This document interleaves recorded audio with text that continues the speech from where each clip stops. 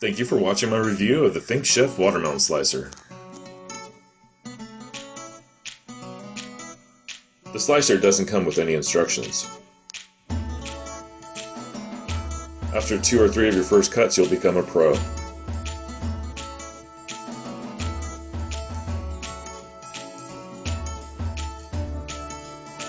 Just stay away from that rind and every cut will be smooth.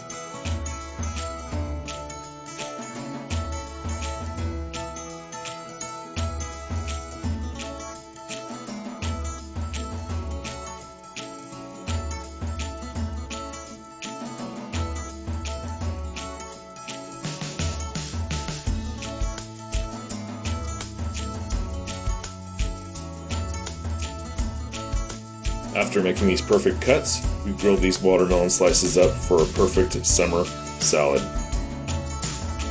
Come to our website to see the recipe.